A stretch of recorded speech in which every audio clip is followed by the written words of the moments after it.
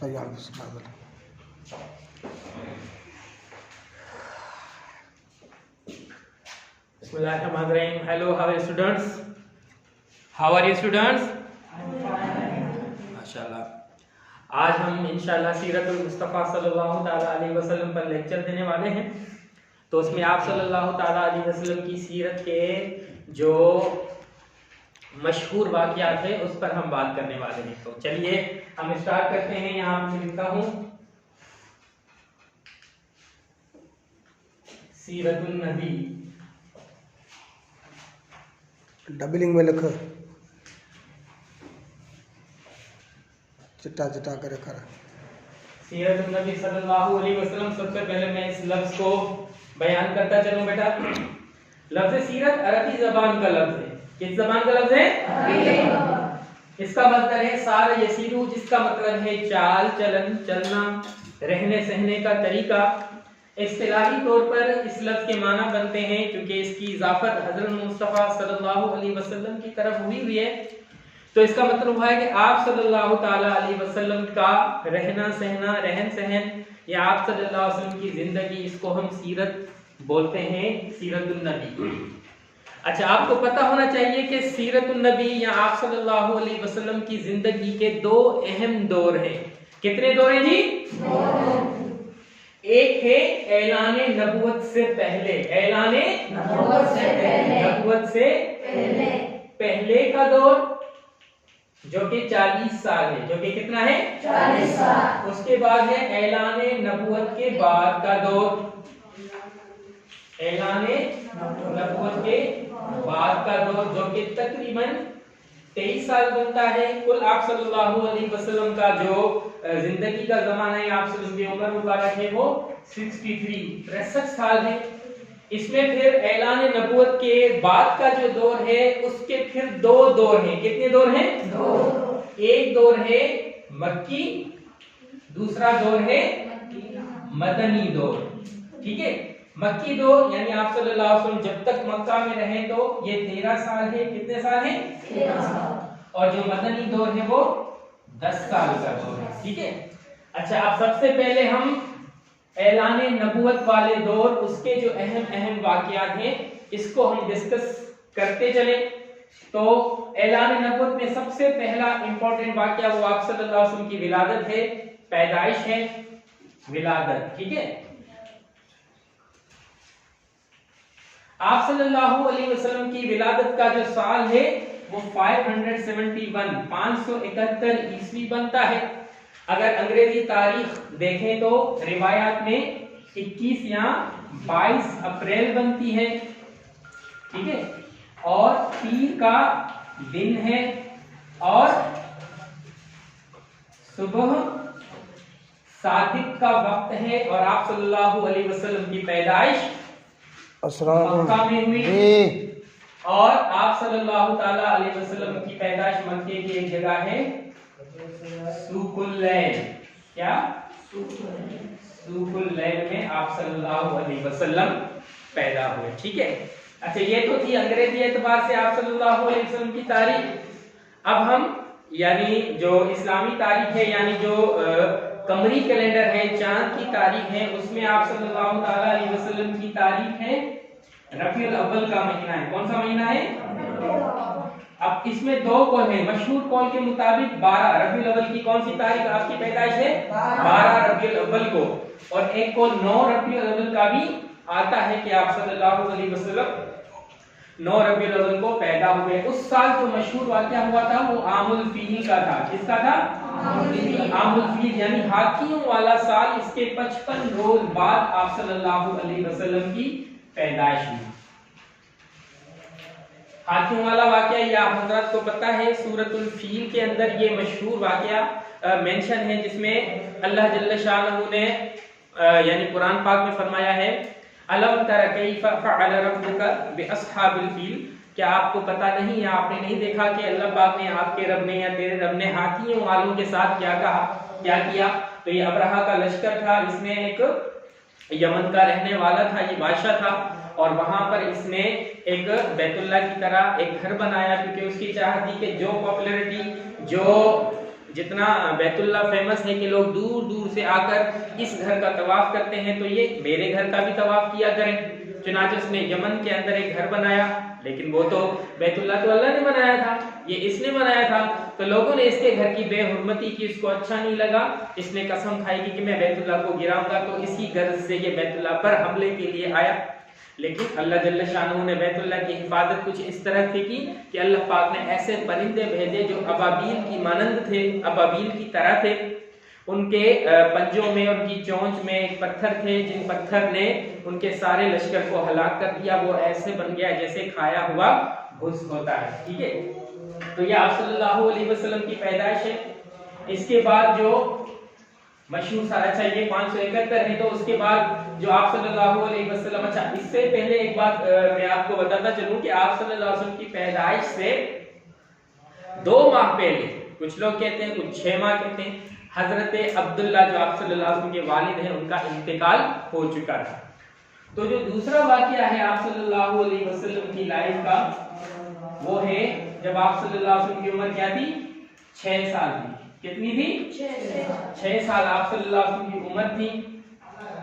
और ये साल बनता है 576, ठीक है। हजरत आमना का इंतकाल हुआ। किसका इंतकाल हुआ? यानी आप सल्लल्लाहु अलैहि वसल्लम की वालिदा मोहतरमा का इंतकाल हुआ। उस वक्त आप सल्लल्लाहु अलैहि वसल्लम की उम्र महज 6 साल की थी। हजरत आमना जो उस वक्त हजरत अब्दुल्ला के कब्र की ज़ियारत के लिए मदीना गई थी, वापस आ रही थी, तो अबवा के मकाम पर हजरत आमना का इंतकाल हुआ। उस वक्त में आप सल्लल्लाहु अलैहि वसल्लम और उम्मे ऐमन जो आपकी कनीज हैं, वो आपके साथ थी इस सफर में।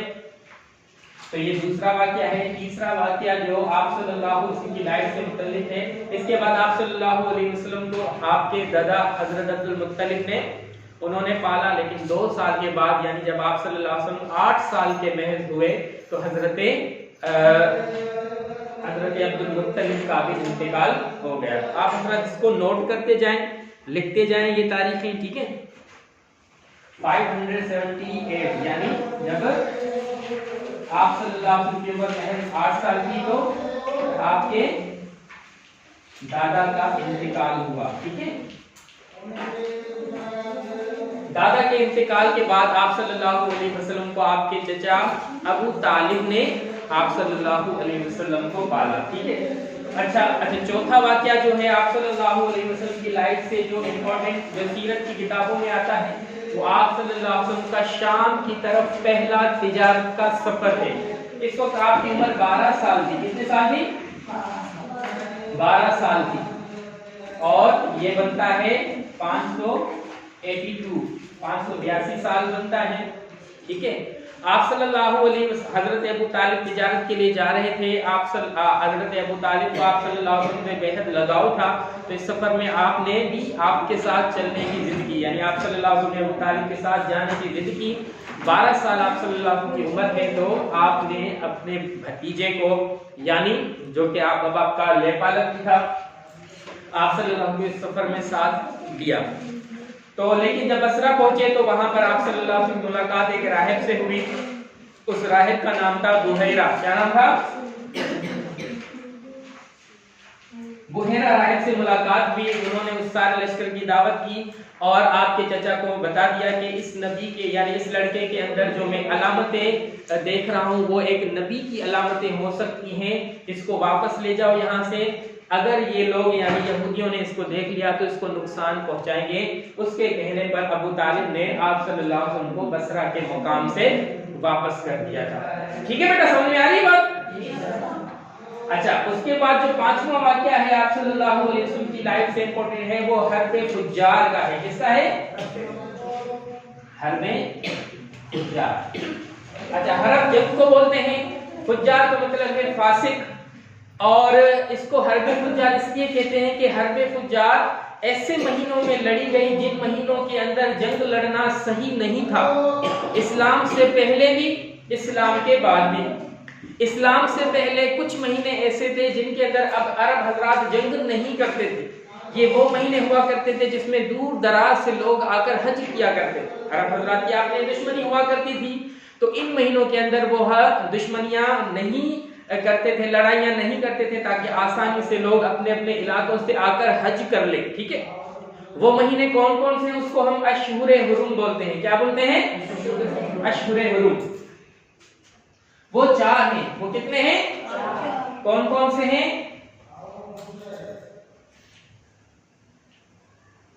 जुल्काद, जुल्हज, मुहर्रम और रजब। ठीक है, तो ये 3 महीने तो इनका ताल्लुक तो हज से है। एक महीना रजब का है, ये तिजारत का एक खास जो सफर करते थे उसका महीना था। इन 4 महीनों के अंदर वो जंग नहीं किया करते थे, लेकिन हर्बे फुज्जार वो इन्हीं महीनों के अंदर जंग हुई। इस वजह से इस जंग को हर्बे फुज्जार कहा करते थे। ये हर्बे फुज्जार लड़ी गई थी, अच्छा उस वक्त आप सल्लल्लाहु अलैहि वसल्लम की उम्र 15 साल थी। कितनी थी? आप सल्लल्लाहु अलैहि वसल्लम की उम्र 15 साल थी। और ये किन कबीलों के दरमियान लड़ी गई थी?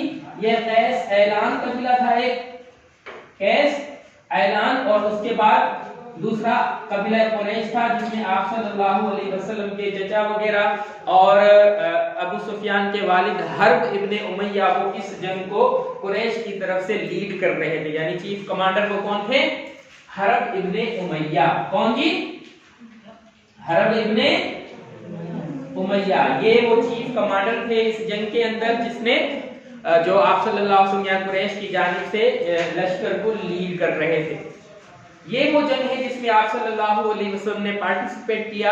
आपका काम क्या था? अपने चचाओं को तीर उठाकर देना। आप अपने चचाओं को, महज 15 साल के थे, आप तीर उठाकर अपने चचाओं को देते थे और वो लड़ते चले जाते थे। इस जंग का नाम हर्बे फुज्जार इस वजह से है।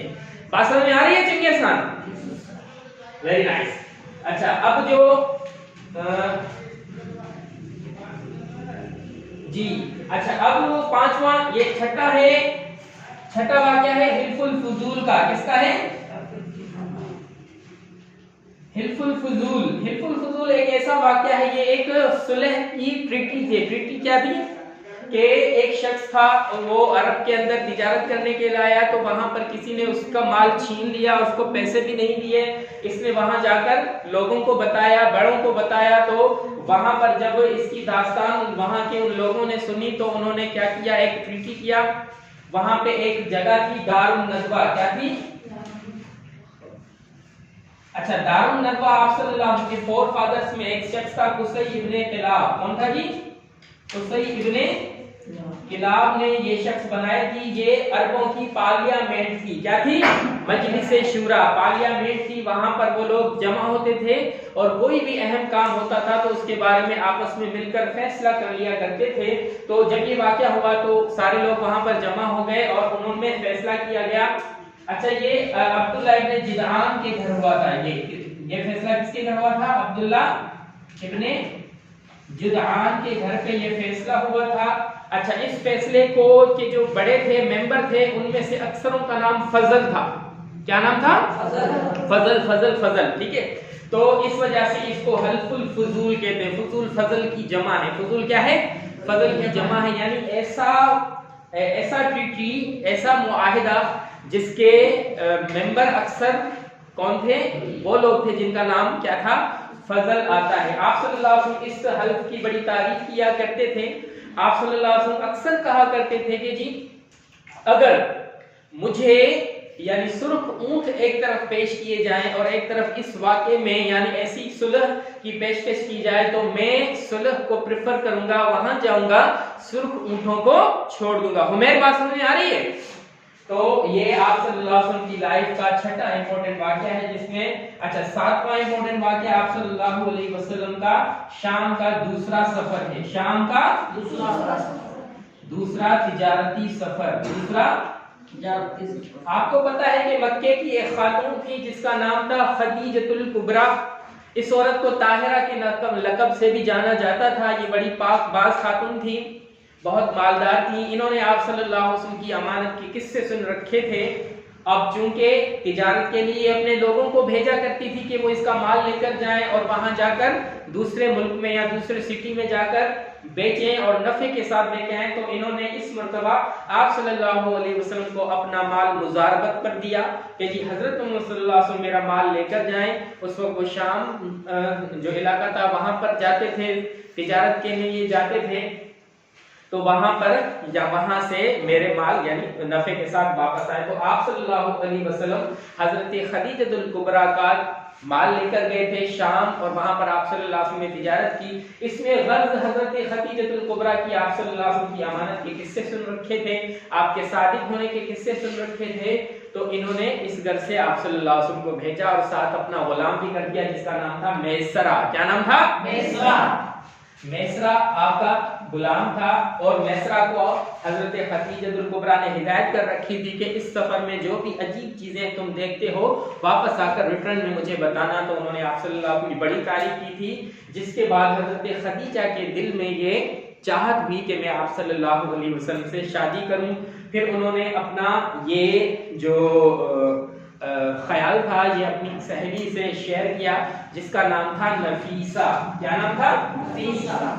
नफीसा उसका नाम था। नफीसा ने आप सल्लल्लाहु अलैहि वसल्लम से हजरत खदीजतुल कुबरा का जो प्रपोजल है शादी का वो उनके सामने रख दिया। फिर हजरत आप सल्लल्लाहु अलैहि वसल्लम ने अबू तालिब से मशवरा किया और अबू तालिब ने आप सल्लल्लाहु अलैहि वसल्लम को शादी की इजाजत दे दी। तो अच्छा, शाम का जो दूसरा तिजारती सफर उस वक्त आपकी उम्र 24 साल थी। कितनी थी? 24 साल थी। और फिर जो 8वां वाक़या है वो आप सल्लल्लाहु अलैहि वसल्लम की क्या है? शादी। आप सल्लल्लाहु अलैहि वसल्लम की शादी किसके साथ? हजरत खदीजा के साथ, हजरत खदीजतुल कुबरा के साथ। इससे पहले उनके 2 निकाह हो चुके थे और उनसे उनकी औलाद भी थी, हिंद बिनते हाला, और हाला ये आप सल्लल्लाहु अलैहि वसल्लम की हजरत खदीजतुल कुबरा की औलाद थी उनके 2 शोहरों से। ठीक है। शादी के वक्त आप सल्लल्लाहु अलैहि वसल्लम की उम्र 25 साल थी, जबकि हजरत खदीजतुल कुबरा रज़ियल्लाहु ताला अन्हा की उम्र 40 साल थी। कितनी थी? 40 साल। वो 40 साल की थी, आप सल्लल्लाहु अलैहि वसल्लम महज 25 साल के थे। अबू तालिब ने इनका निकाह पढ़ाया और शादी हो गई। ठीक है। इसके बाद जो आप सल्लल्लाहु अलैहि वसल्लम की लाइफ का अहम वाकया है वो है नबुवत यानी 35वां, यानी जब आप की उम्र 35 साल थी। कितनी थी? आप सल्लल्लाहु अलैहि वसल्लम की उम्र 35 साल थी, और ये 605 ईस्वी का वाकया है। जब आप सल्लल्लाहु अलैहि वसल्लम की उम्र 35 साल थी, ये 605 ईस्वी का वाकया है। तो उस साल क्या हुआ? उस साल बहुत बारिश हुई, सैलाब आया, जिसकी वजह से बैतुल्लाह वो उसके अंदर दरारें पैदा हो गई। अब इसकी जरूरत पेश आई थी कि बैतुल्लाह की तामीर दोबारा से की जाए, लेकिन शुरू के अंदर बैतुल्लाह को ढाने के लिए कोई भी नहीं आगे आ रहा था। सबको लगता था कि ये अल्लाह का बनाया हुआ घर है, कैसे कोई इसमें जुर्रत कर सकता है। तो आखिर में एक वलीद इब्ने मुगीरा शख्स ने फावड़ा लिया और उसने बैतुल्लाह पर इस नियत से कि जिसको गिराकर नए सिरे से अल्लाह का घर बनाएंगे, इस नियत से फावड़ा डाला। अगले दिन सब इंतजार करने लगे कि अगर इस पर कोई आफत नाजिल नहीं हुई तो हम समझ जाएंगे कि ये अल्लाह का हुक्म है। उसके बाद देखा तो कुछ भी नहीं हुआ, तो लोगों ने फिर बैतुल्लाह को गिरा दिया और नए सिरे से बैतुल्लाह को बना दिया। अच्छा, बैतुल्लाह की तामीर के बारे में दिलचस्प बातें अगर मैं आपको बता दूं कि सबसे पहले हजरत आदम अलैहिस्सलाम ने बैतुल्लाह को बनाया, उसके बाद तूफान नूह जब आया बैतुल्लाह की बुनियादें खत्म हो गई। इसके बाद हजरत इब्राहीम अलैहिस्सलाम और इस्माइल अलैहिस्सलाम ने बैतुल्लाह को बनाया। इसके बाद फिर आप सल्लल्लाहु अलैहि वसल्लम के कुरैश के खानदान के लोगों ने बैतुल्लाह की तामीर की। उसके बाद फिर अब्दुल्लाह बिन जुबैर ने बैतुल्लाह की तामीर की, और फिर अब्दुल्लाह बिन जुबैर के बाद हज्जाज बिन यूसुफ ने बैतुल्लाह की तामीर करवाई। उसके बाद बैतुल्लाह की तामीर को नहीं, या बैतुल्लाह को नहीं छेड़ा गया। ठीक है। अच्छा, इसमें यह है कि फिर बैतुल्लाह तो तामीर हो गया। अब हजर अस्वद को जो वहां से उठाकर बाहर रखा गया था, उनके दरमियान झगड़ा हो गया कि हजर अस्वद को कौन रखेगा। ये एक बहुत बड़ी सादत की बात थी। उस वहां पे 12 कबीले के लोग रहते थे। हर कबीले का सरदार कहता था कि हजर अस्वद को मैं रखूंगा। हजर अस्वद किसे कहते हैं? काला पत्थर जो कि जन्नत से आया हुआ था, जो कि बैतुल्लाह में नस्ब हुआ है। अब इस पर झगड़ा होने लगा तो लोगों ने कहा कि जी क्या किया जाए, झगड़े को कैसे खत्म किया जाए, मुबादा आपस में तलवारें उठ जाएंगी, खून होगा, खूनरेजी होगी। तो फिर आप ये फैसला किया गया कि जो शख्स भी इसमें यानी इस मस्जिद के अंदर नमाज के लिए यहाँ व्हाटएवर किसी की इबादत के लिए भी निकलेगा, जो पहला शख्स, हम उसको अपना फैसला यानी उससे फैसला करवाएंगे। तो अल्लाह की शान हज़रत मुस्तफ़ा सल्लल्लाहु अलैहि वसल्लम निकले तो सबने कहा सादिक और अमीन हैं, आप जो भी फैसला करेंगे हम उस पर राजी हैं। तो फिर आप सल्लल्लाहु अलैहि वसल्लम ने जो फैसला किया वो कुछ इस तरह था कि आपने कहा कि जी एक चादर लेके आओ, लोग चादर लेके आए। आपने 12 कबीलों के सरदारों को कहा कि हर शख्स इस चादर का कोना पकड़ ले। तो हर शख्स ने चादर के कोने को पकड़ लिया। आपने अपने दस्ते मुबारक से हजर अस्वद को चादर पर रखा और कहा कि जिसको लेके जाओ बैतुल्लाह के पास। तो लोग वो 12 कबीले के सरदार उस चादर का कोना पकड़ते हुए लेके गए और वो हजर अस्वद के करीब आए और बैतुल्लाह के करीब आए। तो फिर आप सल्लल्लाहु अलैहि वसल्लम ने दस्ते मुबारक से हजर अस्वद को उठाया और आपने उसको नस्ब कर दिया। तो यूं अल्लाह के नबी हजरत मुस्तफ़ा सल्लल्लाहु अलैहि वसल्लम के हाथों अल्लाह पाक ने अपना कारनामा अंजाम दिया और इतनी बड़ी खून रेजी वो भी रुक गई। ये आप सल्लल्लाहु अलैहि वसल्लम 35 साल की 605 ईस्वी का जमाना था। ये कुछ वाकयात ऐसे हैं जिनका ताल्लुक आप सल्लल्लाहु अलैहि वसल्लम की उस जिंदगी से है जब आप सल्लल्लाहु अलैहि वसल्लम ने अभी तक नबुवत का ऐलान नहीं किया था। इसके बाद जो आएगी, इसके बाद जो हम डिस्कस करेंगे वो आप सल्लल्लाहु अलैहि वसल्लम की उस जिंदगी को डिस्कस करेंगे जिसमें आप सल्लल्लाहु अलैहि वसल्लम ने नबुवत का ऐलान किया था। उसके जो अहम वाकयात हैं 610 ईस्वी से लेकर 622 ईस्वी तक, ये जो 13 साल बनते हैं, इसमें आप सल्लल्लाहु अलैहि वसल्लम के हर साल में कौन कौन से अहम वाकयात हैं उसको हम डिस्कस करेंगे। मैं उम्मीद करता हूं कि आज का लेक्चर आप लोगों को समझ में आ गया होगा। तो सबको समझ में आया? सारे जी, यासीन आपको समझ में आया? चंगेज आपको समझ में आया? तो इसमें कोई कंफ्यूजन अगर है तो बताएं, किसी को कोई बात समझ में ना आई हो। सब क्लियर है?